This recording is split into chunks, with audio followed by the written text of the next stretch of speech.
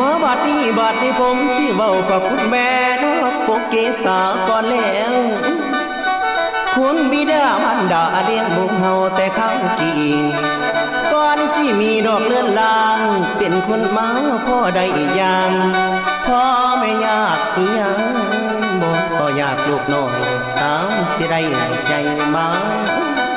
แต่กี่หน้าเขาอยู่ในคันแม่เอาทรมานหลายสิบ่ได้ก็ยังน้อยลูกในคันน้องแข็งโอ้ยนับลงทออาบตาแม่ถือผ้าอุ้มท้องกินของเปรี้ยวกับเบื่อหวานอันมาขวางแสบนั้นขันเพื่อนว่าบ่แสลงแม่อยากเห็นน้ำไหลสิบอกกินโอดไว้ย้อนคิดเห็นสายใจแก้วในอุทธร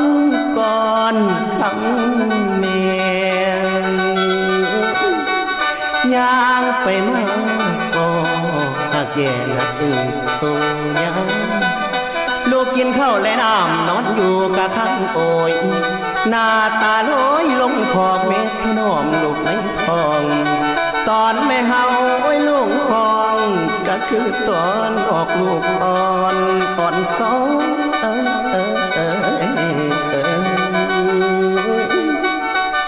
อันนี้นางให้นั้นนักอุทธรปวดเล่าเก่าเดือนได้กะแมนยังเกินมาเจ็บปวดซ้ำดำตาแม่ดอกลิ้นไหลเจ็บขึ้นไปทางเทิงสิทางลงมาทางใต้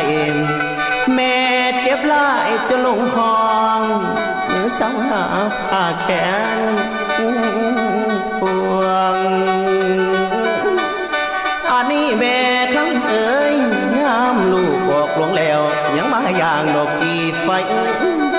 กินน้ำฮ้อนอยู่ใจจนปากเปื่อยรอบความสุขแสนที่ทรมานทุกแม่กะทนทนไว้กินข้าไฟนอนเคียงมองหมอยาดีกะหาใส่ซ้ำแม่เฮาสิได้น้ำนมให้ลูกดื่มกินละแม่นมีเวียกค่อยสิ้นแสนสิ่งท่านประกาศกะตามของได้ยินเสียงกุมารลูกแอวอนแม่วังไว้แลนมาจมเอาไทยอุดตาลูกอ่อนจมหอนเอาดูดจูบปัวย่านตั้งแต่หิวและคิดบางแม่เฮาผิวเจริญใหญ่สอดสังเลือดในกายดอกไม้อกสิกันเป็นดอกน้องจู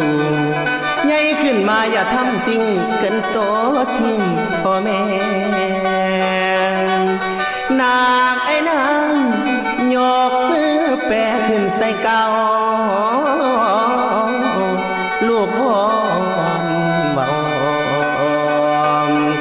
สิบ่ลืมอีแม่อีพ่อไปน้องไปน้อง